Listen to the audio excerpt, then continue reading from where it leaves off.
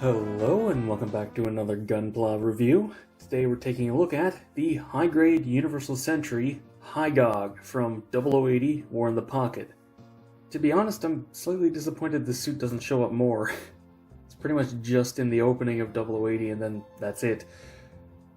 Unfortunately, the high-grade is part of the 0080 line, which means it's a little bit crusty, but hey, this is probably one of the better of them, so let's just start off this review, as always, by taking a look at the articulation. Alright, it's going to be a little bit hard to hold this and show off the articulation because it's a very bulky body, but speaking of the body, there's obviously no head, but the eye is static, so there's basically no motion there, and despite the waist being a separate piece, there's no ab crunch or side to side at all. All you have in the torso is a rotation at the waist.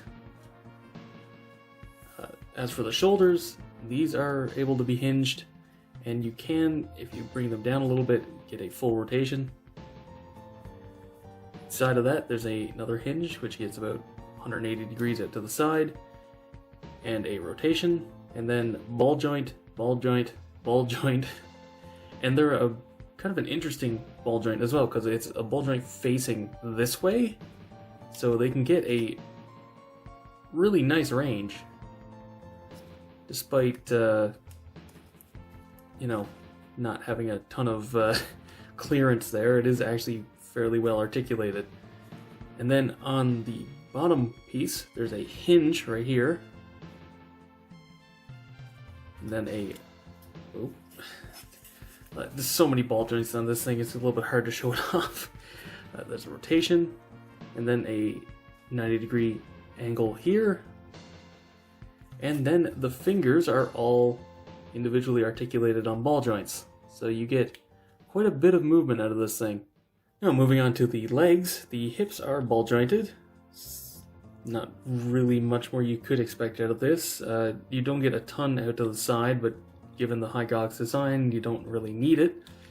Can get a nice high kick at least, and this is a bit of a problem. This doesn't really attach on, it just sort of sits there, so at the very least I couldn't get it to actually attach on properly, but yeah.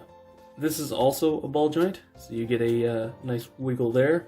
That's probably why this armor isn't actually attached on very tightly.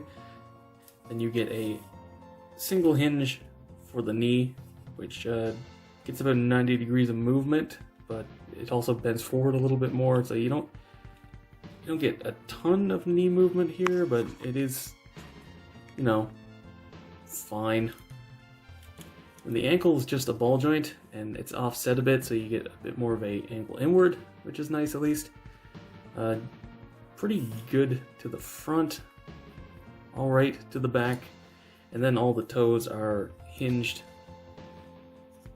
so that it's mostly for the swimming pose, but hey, they are articulated.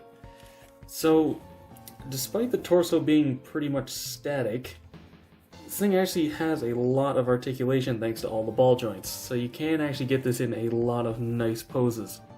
And getting into the accessories, and by extension the color correction, let's start off with the stickers. Focus. You get black for the eye, though of course I painted the kit. Honestly, I think that sticker would look fine. You do get the emblem for up on the head. I'm leaving it off because I actually think it looks a bit nicer when it's clean. And all these other little red metallic stickers are actually for the intakes on the shoulders, and I can't remember which ones are which. And also, this one, if I remember correctly, is for down here. And 2 of them are for the arms, so you don't actually get color correction for the chest ones. And we'll come back to this in a moment. Because first I want to go over the, frankly, unbelievably annoying color inconsistencies of this thing. It took me 3 times as long as it should have to paint it, because I was going back and forth between like 6 or 7 different images with different colors. The painted model in the instructions is wrong. Just ignore it, it's just completely wrong. The ver-anime isn't completely accurate either, so it kinda helps, but if you want this to be screen accurate, this is how you paint it. Starting with the hands, tops of the fingers have to be painted light gray. This hose has to be painted light gray. These verniers on the hands need gray in the center and red trim. Same thing for the ones up on the shoulder, both here, and on the chest, including around the edge as well, not just the inside. Gray on these, gray in these ones, black for the eye, obviously. Same on this. Gray on the bottom here. And then we get to the back thrusters, which are just completely the wrong color. They are the same light gray as the waist. So you just have to fully paint them, because they're supposed to be dark gray with a red trim. That's probably the worst of it, and honestly, considering it's pretty much just thrusters and these, it's not that bad. I was expecting it to be way worse because of the painted model in the instructions. Honestly, the more annoying part was dealing with figuring out what needed to be painted.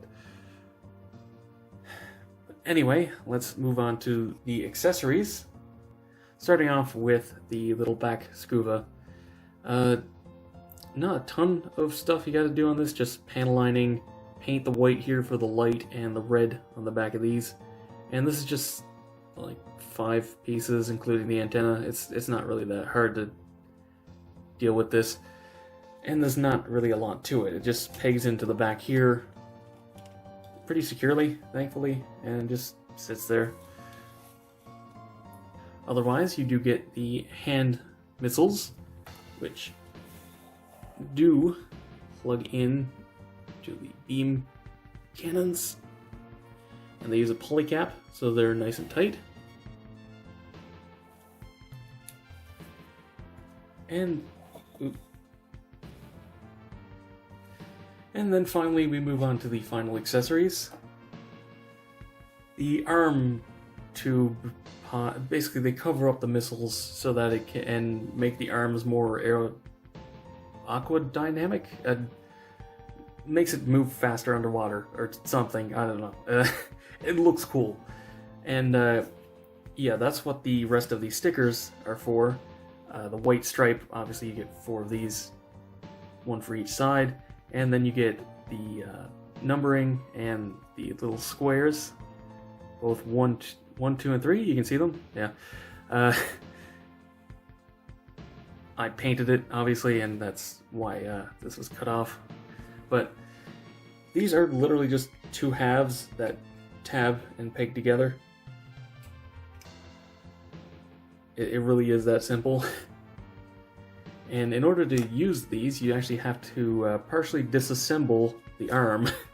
Or when I say partially disassemble, I mean pull it off and put the entire arm just over to the side. Then pull off this part of the hand, pull the finger piece completely off. And then you just sort of sandwich. Actually, I think this might be the wrong way. No, it is. It's the right one. Okay, and then this sits there. And that little tiny tab in there has to sit like that in order to keep it flush. And you just close this around it and peg this back on.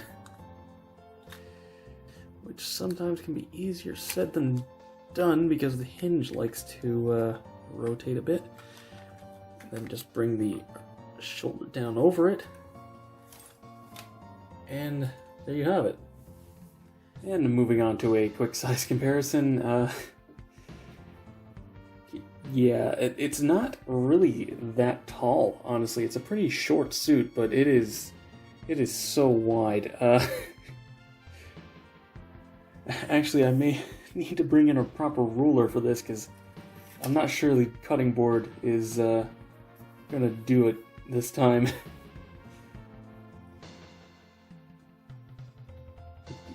Yeah, it's very, very wide, and this is with only one of the arms out too. It's a very, very chunky suit.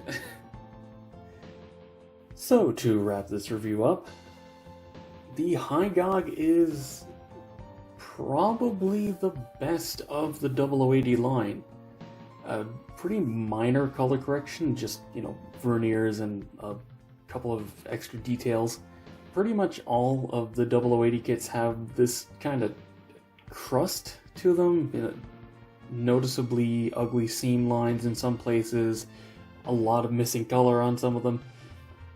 But the Hy-Gogg actually manages to deal with it fairly well. And yeah, the articulation's pretty good. I don't really have any major complaints.